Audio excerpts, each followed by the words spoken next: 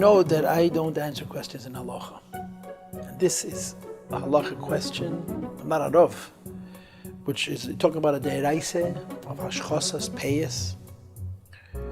So I can't answer the halachic part of the question. I can only answer what I think is the Chassidic part of the question. The reason the Chassidim have long peyos is a pashat tazach. Peyos are a mitzvah. And you don't want to cut them. Peyos are a mitzvah. It's like a person has a beard. You say, oh, my beard is long enough, I'm going to cut it. Now, of course, a beard is a different issue than peyos. But peyos are a mitzvah. So whatever hair grows, that's a mitzvah, you see, save. So if a person lives long enough, they're going to get long peyos because you're not going to touch them because they're a mitzvah. So then the question becomes on us, why don't we wear long peyos? And the interessante zach is, I don't know if I saw it in print or I heard it, that somebody once asked the rebbe, how come we don't have long peyos? And the rebbe's response was, the question is not why we don't have long peyos.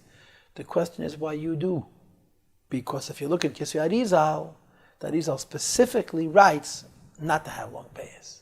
The Arizal writes about the shear of peyos, I guess it's in Pashas Kedoshim, and he specifically writes that outside the place where the peyos are a mitzvah, there's no point in having them, and it could even be a unique. In other words, it could be an undesirable thing, which explains our minhag to not have long peyos.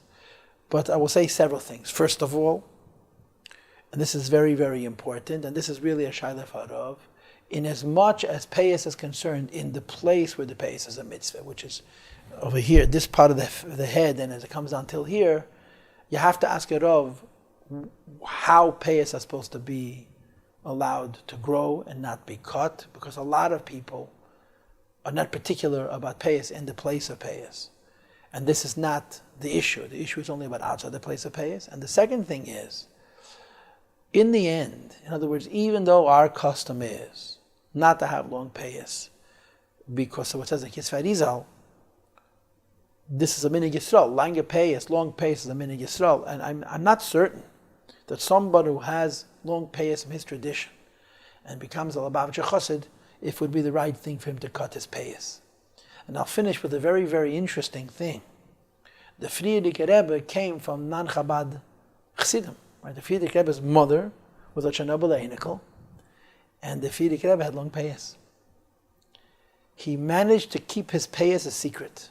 How could a person with paralysis and all of those limitations? The Frierdiker Rebbe had long peyos underneath his yarmulke. If you look very, very closely at the photos, you can see that the peyos are pulled out underneath the yarmulke. I heard, I don't know how true it is, but I heard they discovered this when he passed away. The Frierdiker Rebbe had peyos because in his mother's mishpach it was an Inyan. The Rebbe did not have peyos, although people pointed out that towards the last few years, Memches, Memtes, there were a little bit of peyos behind the ear, a little bit, but never in the way that you have it by Chassidim.